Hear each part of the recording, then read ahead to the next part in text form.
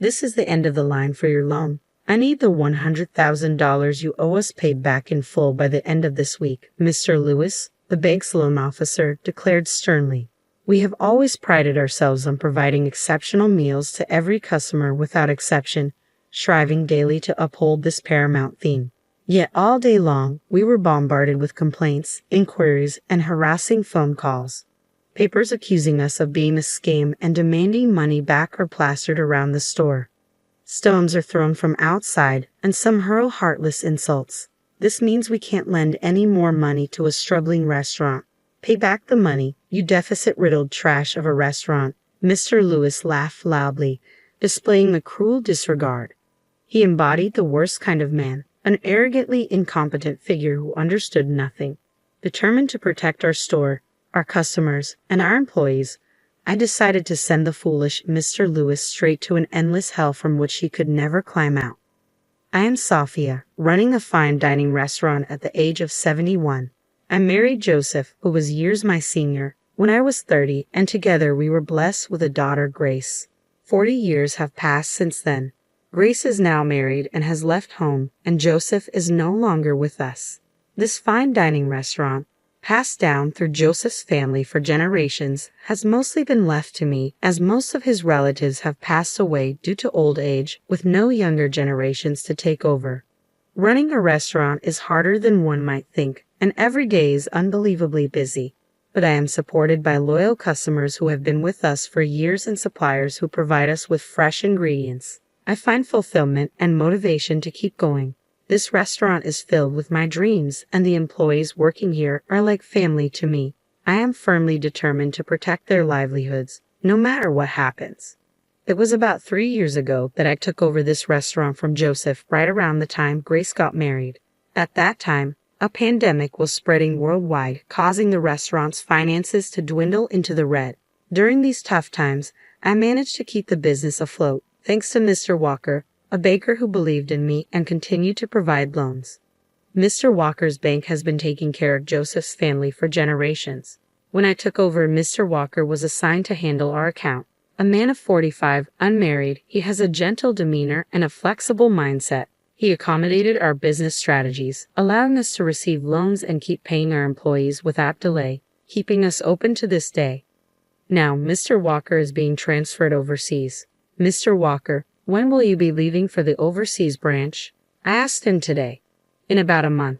Don't worry, I'll make sure everything is properly handed over, he reassured me. Modestly attributing his promotion to his bachelor status, I know well his competence from our consultations about loans.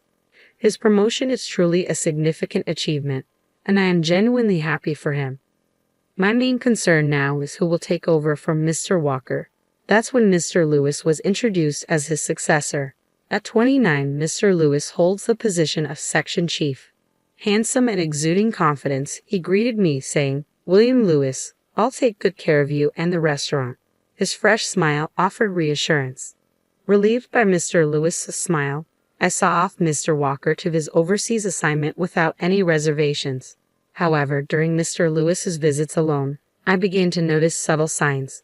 When I offered him coffee, just as I did for Mr. Walker, he muttered something under his breath and clicked his tongue disapprovingly. "So outdated," he commented once, though when I glanced at him, he quickly smiled afresh. I dismissed it then as a misunderstanding. 2 days later, Mr. Lewis visited again, and I served him coffee as usual. With his smile, he remarked, "I'm not fond of coffee when I can't identify the brand, and who knows who's used this cup before.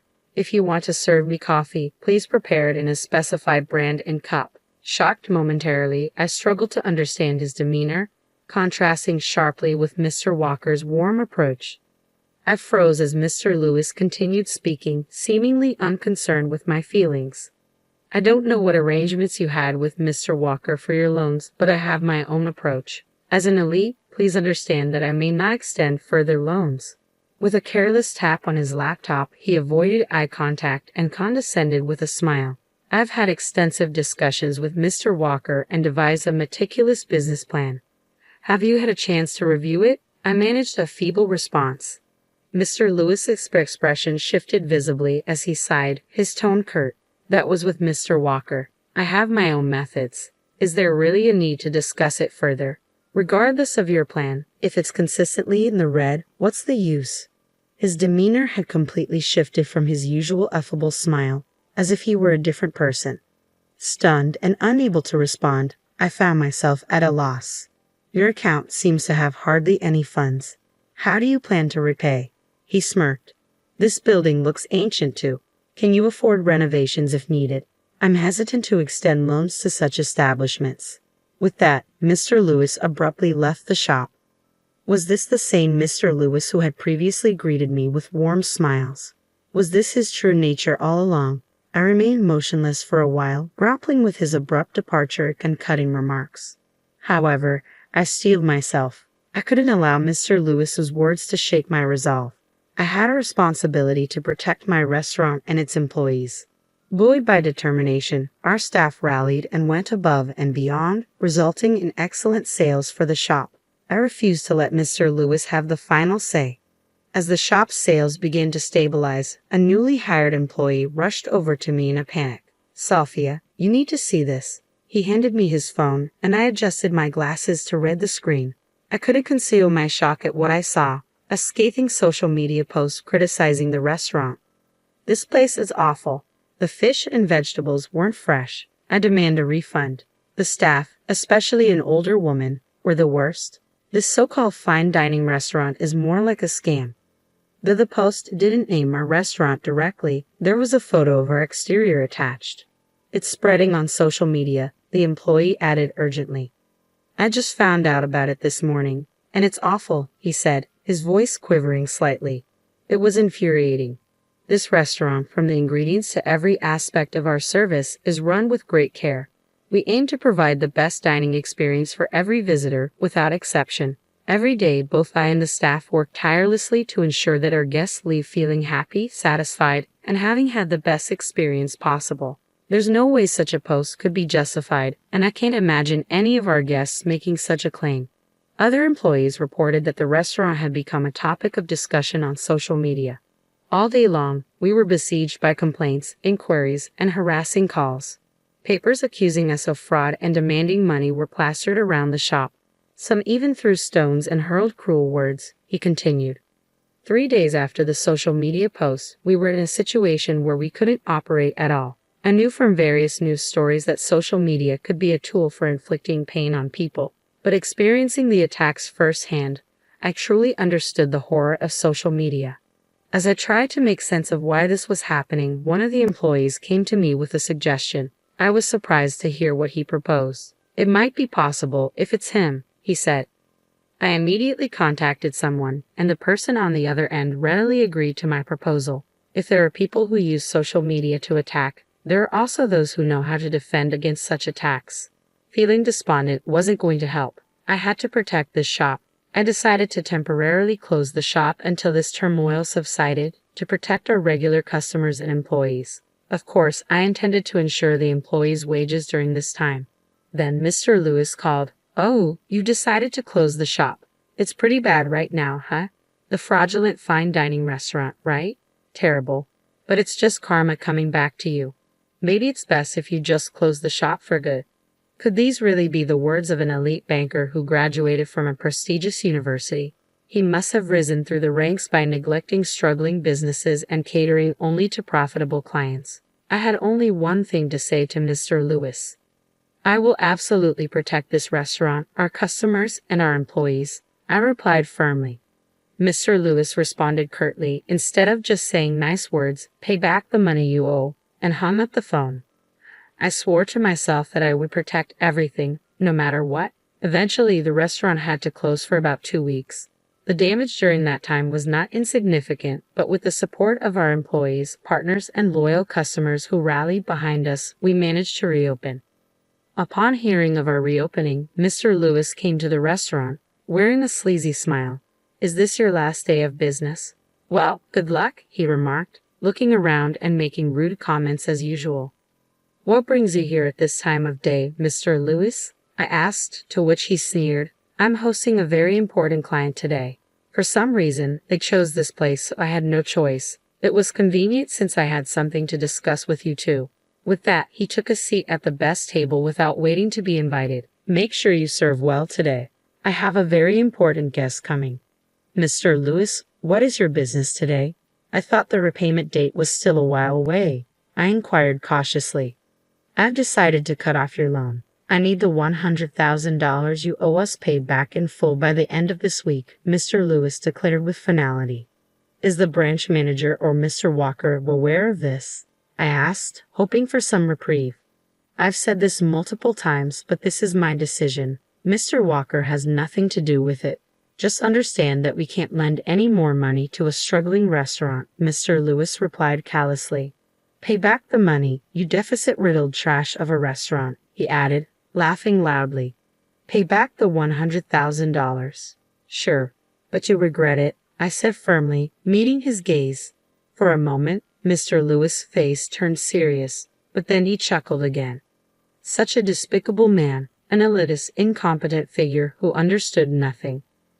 I decided that Mr. Lewis deserved to be banished straight to hell, a place from which he could never escape, I thought to myself as I addressed him. So, with the next repayment, our business dealings with your bank will be concluded, correct? Yes, just make sure you pay it back. I don't want to have anything more to do with such a restaurant anymore, Mr. Lewis said, sitting pompously. I'd like him to disappear because he's a sore, but I can't bother the guests who are said to be coming. When will your guests be arriving, Mr. Lewis? I asked, prompting Mr. Lewis to start bragging confidently. You wouldn't meet someone like my guests in your entire life, even how poor you are. He's the president of the most talked about IT company right now, so he's busy. He'll contact me when he's arriving. I'm just waiting until then, Mr. Lewis boasted. I figured he hadn't secured a definite appointment but kept quiet, knowing his smugness was only temporary. A lucrative deposit transaction with that IT company was clearly in sight for him. Mr. Lewis kept checking his mobile phone anxiously as he waited for his guests. It's such an empty shop after all that publicity. No one would come to a place like this, Mr. Lewis remarked. I swallowed my retort and ignored him.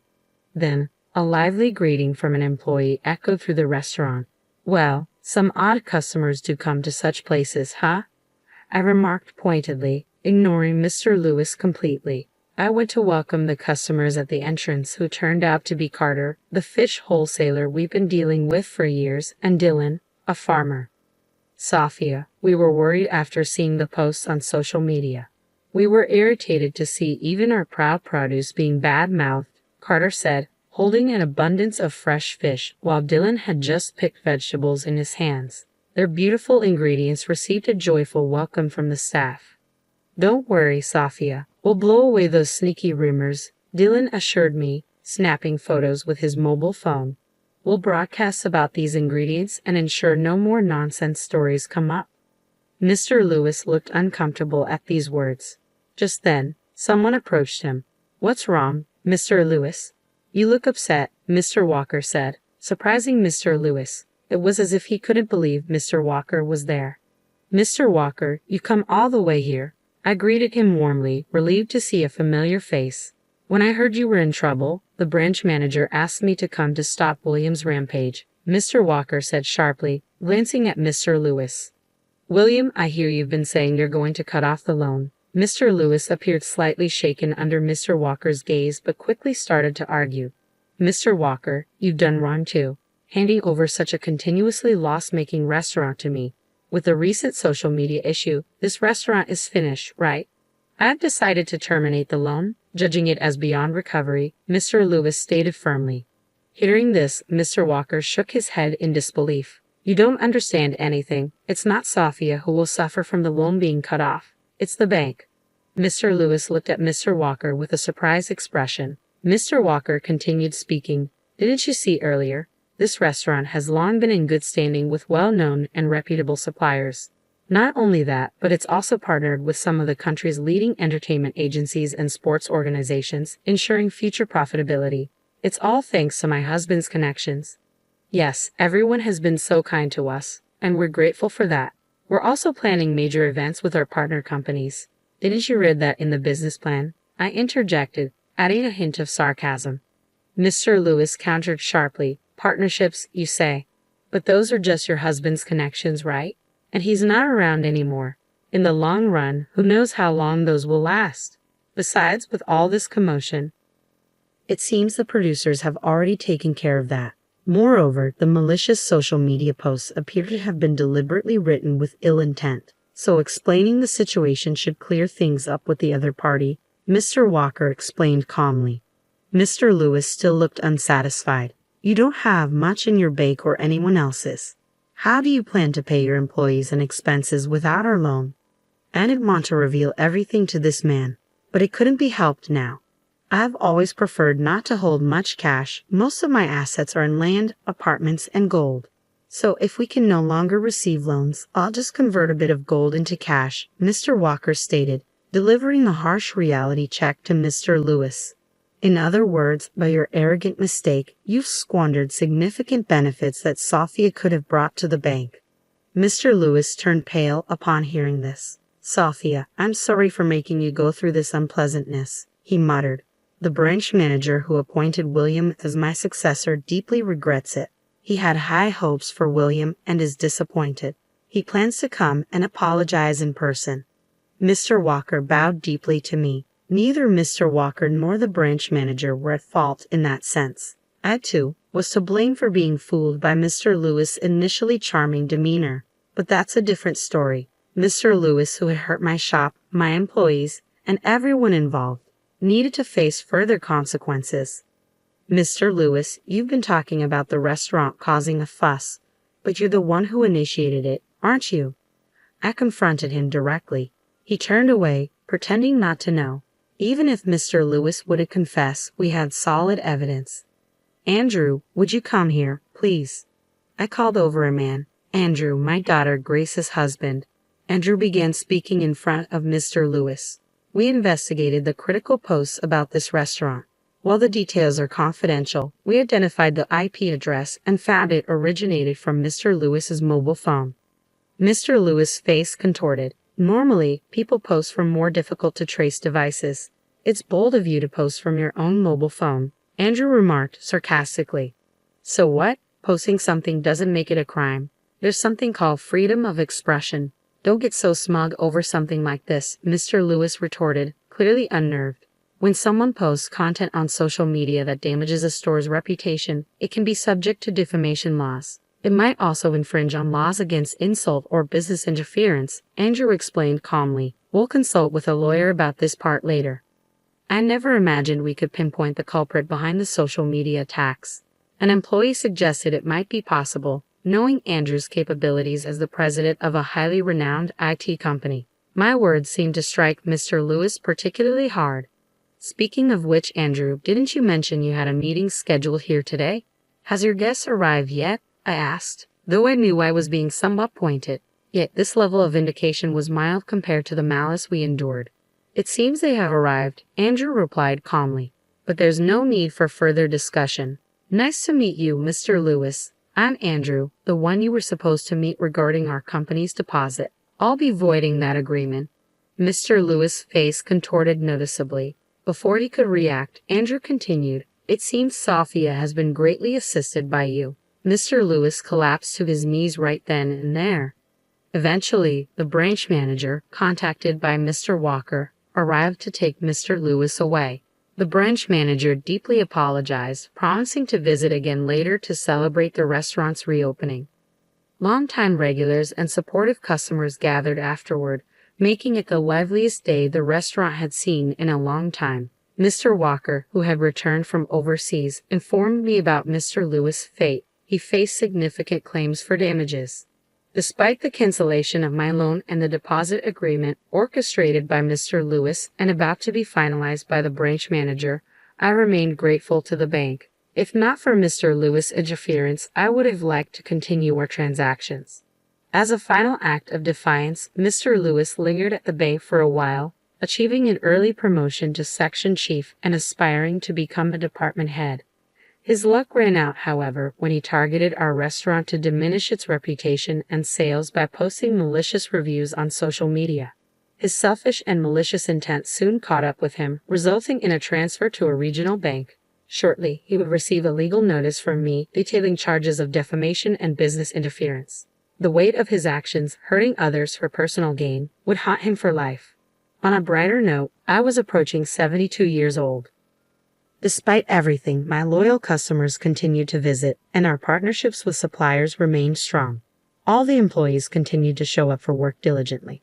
Preparations for the events outlined in our business plan progressed steadily. However, I couldn't deny that my body wasn't as cooperative as it used to be. Just as I contemplated retirement, Grace stepped up with a heartfelt offer.